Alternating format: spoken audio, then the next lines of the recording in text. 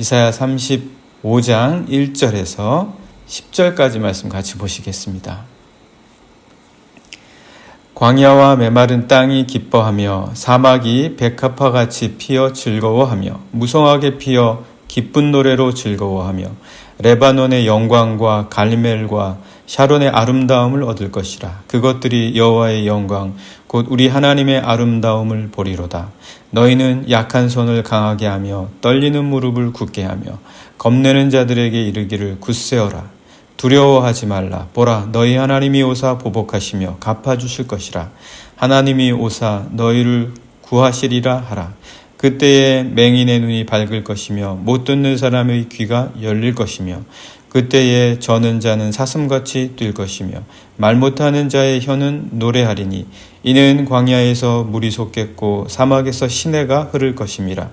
뜨거운 사막이 변하여 못이 될 것이며 메마른 땅이 변하여 원천이 될 것이며 승냥이에 눕던 곳에 풀과 갈대와 부들이 날 것이며 거기에 대로가 있어 그 길을 거룩한 길이라 일컫는 바 되리니 깨끗하지 못한 자는 지나가지 못하겠고 오직 구속함을 입은 자들을 위하여 있게 될 것이라. 우매한 행위는 그 길로 다니지 못할 것이며 거기에는 사자가 없고 사나운 짐승이 그리로 올라가지 아니하므로 그것을 만나지 못하겠고 오직 구속함을 받은 자만 그리로 행할 것이며 여호와의 속량함을 받은 자들이 돌아오되 노래하며 시온에 이르러 그들의 머리 위에 영영한 희락을 띠고 기쁨과 즐거움을 얻으리니 슬픔과 탄식이 사라지리로다. 아멘. 네, 저희들 계속해서 이사야 말씀 함께 보시는데요. 어제는 저희가 한 의로운 왕, 그리스도 예수에 대해서 그 한 의로운 왕을 기다리라, 그런 말씀을 보았습니다. 오늘도 계속해서 저희가 한 의로운 왕과 그 통치에 관한 말씀 보시는데 35장까지 그러한 주제로 계속해서 이어집니다. 32장부터 35장까지 이사야의 내용이 한 의로운 왕과 그리고 그 왕이 다스리는 통치에 대한 내용이죠. 그래도 아마 이 시기는, 이 말씀이 전해졌던 시기는 아하스에 이르러서 히스기야가 통치하는 그 시기, 아하스에서 히스기야로 넘어가던 시기가 아니었을까. 앞뒤에 이어지는 내용을 보면 그렇습니다. 그렇다면 아마 주전 8세기경이었겠죠. 그러니까 주전 한 700년경, 이때가 아마 오늘 우리가 말씀을 읽는 이 시대가 아니었을까, 역사적인 시기. 그러면 이때는 아마도 아수르로부터 위협을 당하는 시기였겠죠. 디글랏 블레셀은 아하스 시대였었다면 아마도 사르곤, 그리고 그 다음에 이어지는 산헤립, 산헤립이 곧 등장해서 남유다를 침략하고 예루살렘만 남긴 채 위협하던 그 시기, 바로 그 시기에 대한 말씀이었을 것이다. 그때 이사야를 통해서 하나님께서 바로 오늘 이 본문의 말씀을 주시는 거죠. 그런데 그럼에도 불구하고 여러분 한번 생각해 보십시오. 그러면 얼마나 이사야가 아수르가 밉겠어요? 얼마나 아수르가 싫겠습니까? 원수죠. 그 남유다를 완전히 철저하게 짓밟거든요. 그때 예루살렘만 남기고 모든 남유다의 땅이 다 그 아수르의 치하에 들어갑니다. 예루살렘만 딱하니 남은 거예요. 그러니까 이사야는 정말 아수르가 미웠을 거예요. 원수 같았을 거예요. 철천지 원수죠. 그런데 놀라운 것은 이사야가 비록 아수르에 대한 심판의 예언 말씀을 전하기는 하지만 단순히 그 말씀을 하나하나 뜯어보면 민족적 감정 때문에 아수르의 그 심판을 전하고 있는 것은 아니라는 거예요. 아수르 너희가 우리를 괴롭혔지, 우리에 대한 철천지 원수, 우리가 잊지 않을 것이다. 우리는 끝까지 기억해서 너희들을 가만두지 않을 것이다. 하나님이 벌하실 것이다. 이런 종류의 예언을 하는 게 아니라는 거예요. 그런 민족 민족적 감정에 따라서 아수르의 심판을 말하는 게 아니라 하나님의 뜻에 따라서 아수르 너희가 무고한 자들에게 악을 행하고 있다. 하나님께서는 그런 무고한 자들에게 악을 행하며 너희가 마치 신인 양, 너희가 마치 모든 사람을 판단할 수 있는 것인 양, 너희가 지고한 선인 양 그렇게 교만하게 행하는 것을 하나님께서는 벌하실 것이다. 이런 심판을 전하고 있다라는 거죠. 뿐만 아니라 참 이사야가 대단한 게요. 그런 민족적 감정에 어떻게 안 빠질 수 있겠습니까? 그럼에도 불구하고 그는 그런 감정에 빠지지 않고 오히려 그 심판의 말씀 안에는 유다와 이스라엘까지 포함시킨다는 거예요. 남유다와 북이스라엘에 대한 잘못과 그들의 악에 대한 말씀도 이사야는 같은 민족이면서도 그 시기에 그런 말씀을 전하니까 죽을 고비를 넘기죠. 그러다 나중에 결국은 죽는 거죠. 뭐 예레미야도 마찬가지고 모든 선지자들이 다 그랬죠. 자신들을 괴롭히는 민족에 대한 심판만 전했으면 상관없을 거예요. 그런데 자신의 민족에 대한 악과 허물까지도 심판의 말씀을 전하거든요. 그래서 이사야의 심판의 말씀에는 당연히 남유다와 북이스라엘의 심판도 포함이 됩니다. 여기에 이 이사야의 하나님의 말씀에 정말 능력이 있는 거죠. 그러니까 이사야는 단순히 지금 남유다의 회복만을 이야기하는 게 아니에요. 그러면 뭐 남유다의 선지자로 끝났겠죠. 이사야는 그 남유다의 회복만을 말하는 것이 아니라, 그러니까 이제 국수적이고 민족적인 감정에 빠질 수도 있었지만 그러한 것에 빠지는 것이 아니라 항상 하나님의 뜻에 따라 민족과 열방을 이야기하고 있습니다. 이사야의 말씀 선포에는 심판의 경고에는 항상 민족과 자신의 그 남유다 북이스라엘을 뛰어넘어서 모든 민족들과 열방을 향하여 말씀을 전하고 있다. 그리고 그 모든 민족들과 열방에 대한 말씀에 의해서 그들이 심판을 받을 뿐만 아니라 그들 모두가 회복된다는 거예요. 그들 모두가 하나님의 뜻에 의해서 회복될 것이다. 이런 내용들이 앞서서 줄곧 있어 왔습니다. 34장 1절에도 있어요. 그런 말씀들, 민족들과 열방들에 대한 말씀을 전하는 이사야. 여기에 이사야의 능력이 있는 것이다. 뭐 이렇게 오늘날도 마찬가지고 하나님의 말씀 전할 때 우리가 인간이잖아요. 사람들이거든요. 하나님의 말씀을 전하는 사람도 하나님의 도구로 쓰임을 받았지만 그렇게 하나님의 말씀을 전할 때 빼고는 다 똑같은 인간이에요. 뭐 특별한 거 아니잖아요. 그러니까 우리가 어느 누구든지 하나님의 말씀을 전한다고 해서 우쭐할 필요도 없고 교만해서는 더욱더 안 되는 거죠. 단순히 그들은 그냥 도구로만 쓰이는 거예요. 그렇게 하나님의 말씀을 전하는 이사야라고 해서 별달랐겠습니까? 똑같은 사람인데 그럼에도 불구하고 그는 민족적인 감정에서 자유로울 수가 없었을 텐데 그가 어떻게 이렇게 자신의 민족을 뛰어넘어서 예언할 수 있었겠냐? 그는 무언가를 바라본 거예요. 무언가를 바라본 겁니다.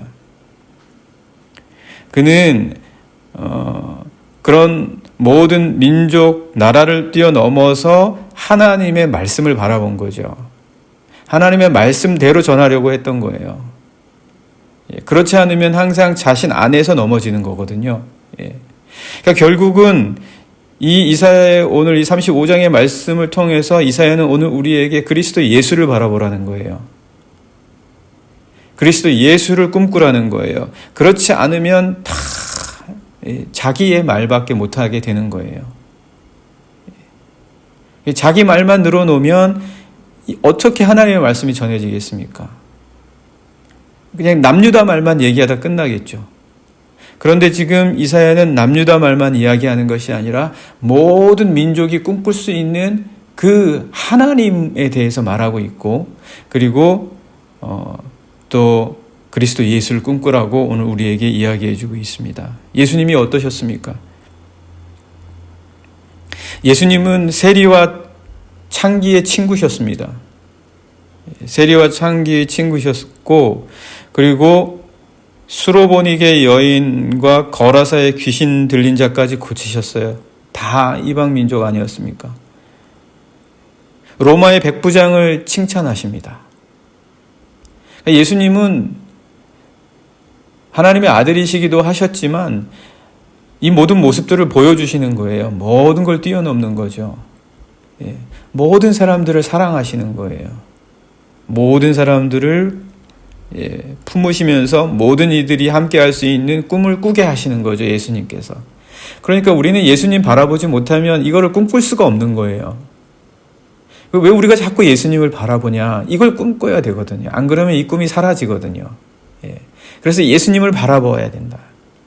오늘 이사야가 어떻게 이런 상황에서 아수르에 의해서 짓밟히는 상황에서, 그리고 왕들과 고관들은 다 두려워하고 도망가는 상황에서, 벌벌 떠는 상황에서 어떻게 광야와 메마른 땅이 다시금 돋아나고 새로워질 것이며 꽃이 필 것이고 거기에 대로가 열릴 것이다 라고 하는, 어떻게 이런 거를 꿈꿀 수가 있냐라는 거죠. 그게 이제 오늘 말씀 아닙니까? 오늘 말씀 1절과 2절 잠깐 보시면, 광야와 메마른 땅이 기뻐하며 사막이 백합화같이 피어 즐거워하며 무성하게 피어 기쁜 노래로 즐거워하며 레바논의 영광과 갈멜과 샤론의 아름다움을 얻을 것이라. 그것들이 여호와의 영광 곧 우리 하나님의 아름다움을 보리로다. 누가 보면은 무슨 아주 평화로운 시대의 말씀을 전하는 것 같아요. 아주 성공을 목전에 두고 번영을 눈앞에 둔 그런 시대의 말씀을 전하는 것 같아요. 그런 게 아니잖아요. 이렇게 이사야는 시온의 대로가 생길 것이라고 말합니다. 그 대로는 특별한 민족만을 위한 것도 아니고 특별한 계층만을 위한 것도 아닙니다. 그 대로는 그렇다고 남유다와 이스라엘에게 오히려 또 역차별을 하는 것도 아니에요. 모두에게 열려있고 가야 할 길, 그리고 보여주시는 그 길을 이야기하면서 꿈꾸고 있습니다. 그 길은 그야말로 하나님으로부터 속량함을 받은 모든 사람, 그러니까 누구든지 걸어가기만 하면 시온에 이르를 수 있는 그 길에 대해서 꿈꾸게 하고 있습니다. 오늘 10절 말씀 한번 보실까요? 8절부터 한번 보시죠. 8절부터 보시면, 거기에 대로가 있어 그 길을 거룩한 길이라 일컫는 바 되리니 깨끗하지 못한 자는 지나가지 못하겠고 오직 구속함을 입은 자들을 위하여 있게 될 것이라.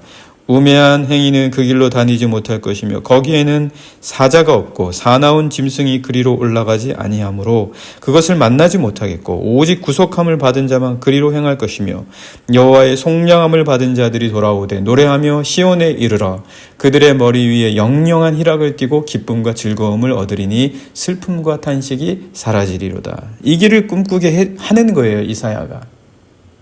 지금 전쟁의 위협 앞에서 다 두려워하고 공포에 질려 있을 때 이 꿈을 꾸게 한다. 오늘 우리가 이 시대에 이 꿈을 꿀 수 있어야 된다.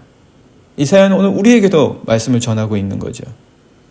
이 길은 이스라엘만을 위한 길이 아닙니다. 하나님을 사랑하고 택함 받은, 하나님을 따르기로 소망하는, 하나님을 꿈꾸는, 이 길을 꿈꾸는 모든 자, 누구든지 걸어갈 수 있는 길입니다. 어느 특별한 민족이나 사람들만이 아닌 모든 이들에게 열려있는 이 하나님의 길을 우리로 하여금 또 이 시대에 보여주어야 한다. 그리고 이루어 나가야 한다. 너희들이 이루어야 된다. 이사야는 이 시대를 거듭해서 오늘 우리에게 말씀해주고 있습니다.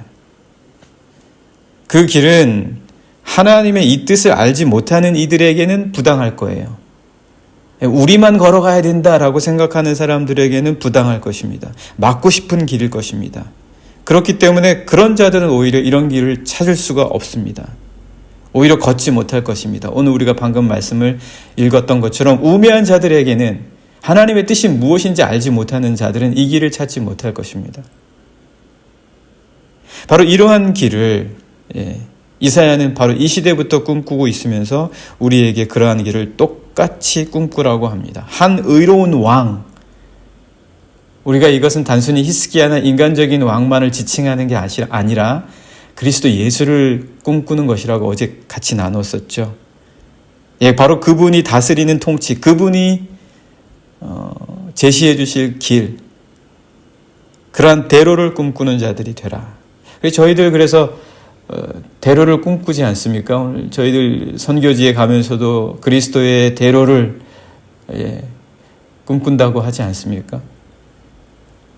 그래서 이 35장의 말씀은요, 이 35장의 말씀은 바로 그러한 내용들로 가득 차 있습니다. 꿈꾸고 비전을 보는 것으로 가득 차 있어요. 그러니까 우리가 정말 이 35장 읽으면은 이 꿈과 비전으로 가득 차게 되는 거거든요. 이 말씀을 읽다 보면 당연히 우리는 결국은 이 말씀을 읽다 보면 그리스도 예수에게 이르릅니다. 그렇지 않을 수가 없어요. 그분이 바로 이런 역사를 이루어 나가신 분이시거든요. 그분이 바로 길이시거든요. 그리고 그분이 바로 그러한 길을 열으셨고 그 길이 되셨기 때문이거든요. 그분이 길이십니다. 그러니까 우리가 길을 모르면 그분 따라가면 됩니다. 그러면 길이죠. 이사야는 우리에게 그 길을 꿈꾸는 자들이 어떻게 사막과 광야를 변화시키는 사명을 받게 되는지를 또한 말해주고, 꿈꾸는 자들에 의해서 사막과 광야가 하나님의 아름다움을 볼 것이라고 말합니다. 우리의 꿈과 비전을 통해서 이 세계가 하나님의 아름다움을 보아야 한다라는 것이죠. 그런데 여러분, 그러나 그 아름다움, 하나님의 아름다움은요, 이 광야에 꽃이 피는 그런 차원이 아닙니다. 그 메마른 땅에 단비가 촉촉히 내린다고 해서 하나님의 아름다움이 보여진다. 단순히 그런 내용만을 말하는 것이 아닙니다. 아무리 광야의 사막에 비가 오고 꽃이 피어도 그게 하나님의 아름다움을 보여주시려는 궁극적인 변화는 아니라는 거예요. 그러려면 이미 하나님께서는 옛날에 다 하셨죠. 이미 옛날에 이루시고도 남으셨을 것입니다. 그러나 하나님이 원하시는 게 있다는 거죠. 하나님께서 원하시는 것은 그리스도를 따르는 사람들을 통해서 그러한 일을 이루시는 겁니다. 이 세상에 하나님을 꿈꾸고 그리스도 예수를 따르는 자들을 통해서 하나님의 의로운 통치를 이 세상 가운데 이루어 나가는 것, 그게 광야와 메마른 땅이 기뻐하는 겁니다. 다 아시는 것처럼요. 그래서 저희들 그리스도를 따르는 자들로서 이 세상을 변화시켜 나아갈 때 세상은 아름다워집니다. 바로 그때 아름다워집니다. 아름다움이 뭐냐? 학교에서 미학도 배우고 아름다움에서 굉장히 연구 많이 하잖아요. 아름다움에 대해서. 바로 이때 아름다워질 수 있다. 이사야는 그것을 우리에게 꿈꾸라고 합니다. 우리는 그리스도 예수를 꿈꿔야 되겠습니다. 오늘 이 시간 같이 함께 기도하면 좋겠습니다. 오늘 이사야는 하나님을 꿈꾸는 자들이 이래야 된다고 3절에서 5절까지 이야기해주고 있습니다. 너희는 약한 손을 강하게 하며 떨리는 무릎을 굳게 하며 겁내는 자들에게 이르기를 굳세어라. 두려워하지 말라. 보라, 너희 하나님이 오사 보복하시며 갚아주실 것이라. 하나님이 오사 너희를 구하시리라. 아름다움이죠. 이게 아름다움이에요. 이걸 꿈꾸라고 합니다. 같이 기도하시겠습니다. 하나님, 그리스도 예수를 바라보며 꿈꾸는, 그리스도 예수를 꿈꾸는 자들이 되게 해주십시오. 함께 같이 기도하시겠습니다.